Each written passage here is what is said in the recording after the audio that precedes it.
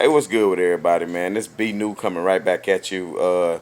Just want to give you my post game analysis of how I think the game went and what we should expect in the future, and just give you some of my analysis. So, pretty much from what I can see in the game is the Lakers just came out very lackadaisical, as if they were content with having a 2-0 lead. To me, that kind of baffled me, considering especially how they won the last game. Uh, I'm sure they on social media. They in the bubble. It's not a lot to do. I'm hoping they not letting media, social media people get in their heads about, oh, who team is it? Is it AD? Is it LeBron's? I look at the stat lines and I see, LeBron got the triple dub. Went off for 30 points. AD got 27. But I'm just thinking the Lakers just played way too lackadaisical tonight. Like, you cannot do that against a team like Denver. Uh, what I notice is when they start playing defense is when they're dangerous, because defense leads to points off turnovers, quick, fast breaks, and that's what the Lakers really need to get out on offense to get them going. Now, all these people who talking about AD is AD team and all this and that, so I guess maybe it was a little bit too much pressure on them tonight, because when I look at AD and I look at the stat line for him, I see, how are you the big man, AD, and you come away with 4 rebounds for the game? I mean, you give us 4 rebounds for the game. Now, if I look at the stat line for everybody, I mean, even LeBron had double digits rebounds. This could not happen. You cannot be out rebounded by Denver, and especially Anthony Davis. You should be ashamed of yourself only getting 4 rebounds for the entire game. And then, as the Lakers was mounting the comeback, and everybody at home was probably thinking, "Oh, the Lakers got this. Denver about to fold." Uh, I kind of knew Denver wouldn't, because they got a lot of resiliency as a team, and they got a great coach. But I did notice one crucial play during that comeback is during the Lakers had a 3-on-1 fast break, and then Anthony Davis, for some strange reason, Rondo gives it to Anthony Davis. They got a 3-on-1. Kuzma's to the right of him, and he gives it right back to Rondo, and Rondo loses it out of bounds. Well, Rondo wasn't expecting to get it back. And I mean, this is a high school play. I mean, this is what you learn in AC. This is what you learn back in AAU. Like, come on now. If you got a 3-on-1 fast break, then everybody should basically touch that ball, and the defender can do nothing about it. So how can Rondo give it up to AD and AD not know to give it to Kuzma? How can he not see 6'10" Kuzma to the right of him while Jeremy Grant is turned around and you blow a 3-1 turnover? And at that moment is when I knew that the Lakers probably were not going to win that game, because, I mean, it takes a lot of energy to come back in the NBA game when you down by that much. Now, the Denver Nuggets did it a few times against the Clippers when they were down by 15, down by 18, down by 14 or whatnot, and came back and won the game.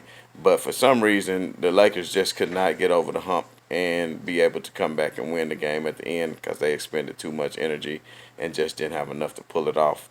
One of my key takeaways is I love the way Rondo plays defense on Jamal Murray.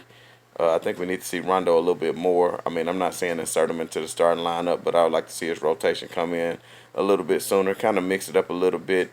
I'd like to see Dwight Howard get a little more playing time, because Dwight Howard and LeBron got a good connection as far as getting him easy baskets. One thing Dwight Howard needs to do, though, is stop fouling so much, Dwight Howard. Like, I know you big and strong and you don't try to, but you need to be careful with the silly fouls and the technicals and things like that, because you can't really afford to cost your team possessions.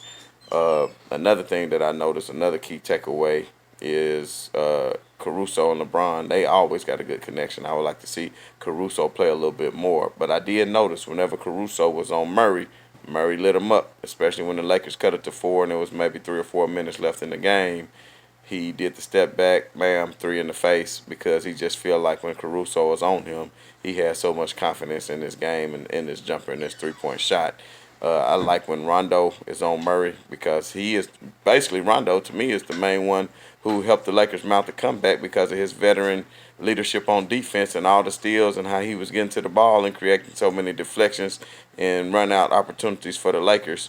So if you out there in Laker land and you wondering and you thinking, Oh, well, Denver could be very well up 2-1. That might be the mind state of the Denver Nuggets fans and they coaches, and I'm sure they telling their team, we should be the ones up 2-1. If AD didn't hit that shot, then we would be up 2-1.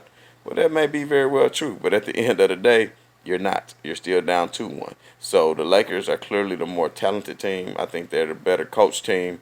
You got to give props up to Jamal Murray. He got a lot of heart. Jokic made some unbelievable plays tonight.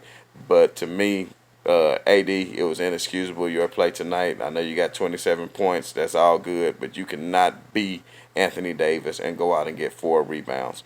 Rebounds, offensive rebound leads to easy points and second chance opportunities and second possessions to get opportunities. Defensive rebounds need to lead to fast break points for the Lakers, and that's what you were not giving us tonight, Anthony Davis. So I'm expecting Anthony Davis to bounce back in Game 4.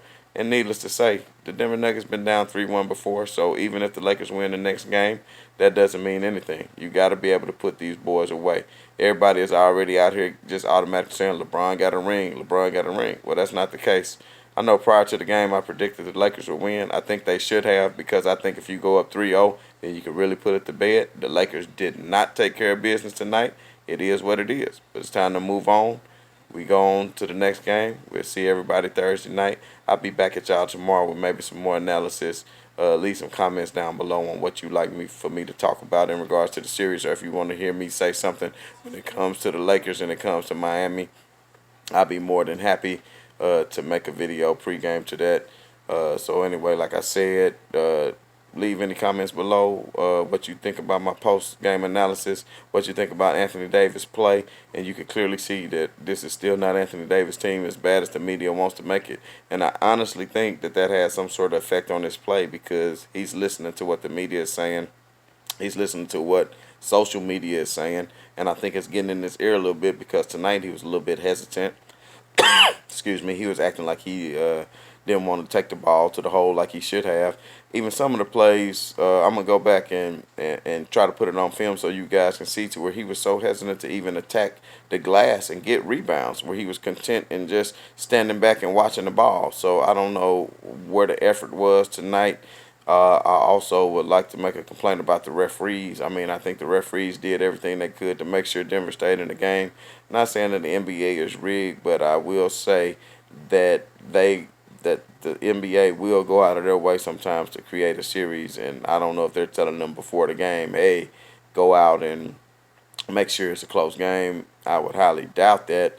But, I think players, for the most part, dictate the game. When you're more aggressive, you get more foul calls. So I definitely won't complain. I think the Lakers had some calls that went their way in the first couple games that maybe necessarily shouldn't have, and vice versa. But usually in the NBA, all these calls work themselves out.